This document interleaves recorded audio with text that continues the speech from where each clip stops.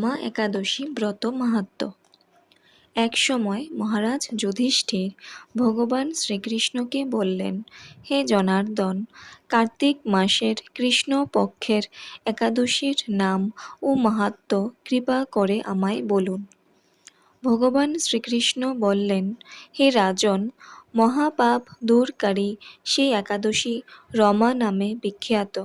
আমি এখন এর মাহাত্ম্য বর্ণনা করছি, আপনি তা মনোযোগ সহকারে শ্রবণ করুন। পুরাকালে মুচুকুন্দ নামে একজন সুপ্রসিদ্ধ রাজা ছিলেন। দেবরাজ ইন্দ্র, যম, বরুণ ও ধনপতি কুবেরের সাথে তার বন্ধুত্ব ছিল। ভক্তশ্রেষ্ঠ বিভীষণের সাথেও তার অত্যন্ত সদ্ভাব ছিল। তিনি ছিলেন বিষ্ণু ভক্ত ও সত্য প্রতিজ্ঞ।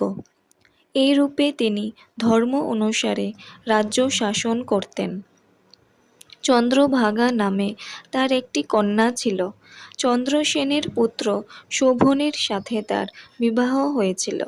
শোভন একসময় শ্বশুর বাড়িতে এসেছিল। দৈবক্রমে সেই দিন ছিল একাদশী তিথি।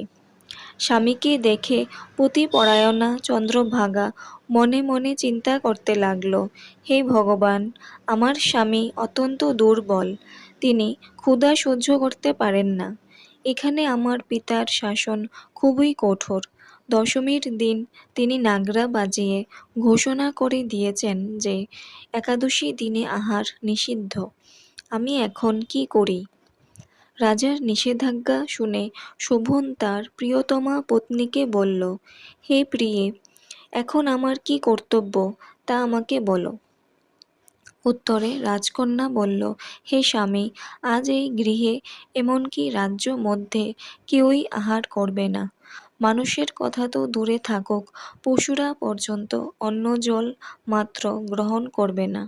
হে নাথ, যদি তুমি এ থেকে পরিত্রাণ চাও তবে নিজ গৃহে প্রত্যাবর্তন করো। এখানে আহার করলে তুমি সকলের নিন্দাভাজন হবে এবং আমার পিতাও ক্রুদ্ধ হবেন।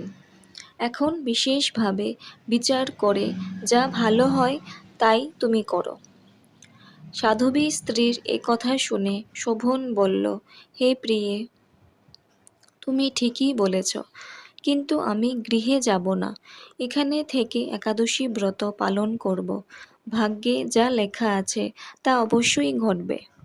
এইভাবে শোভন ব্রত পালনে বদ্ধপরিকর হলেন। সমস্ত দিন অতিক্রান্ত হয়ে রাত্রি শুরু হলো। বৈষ্ণবদের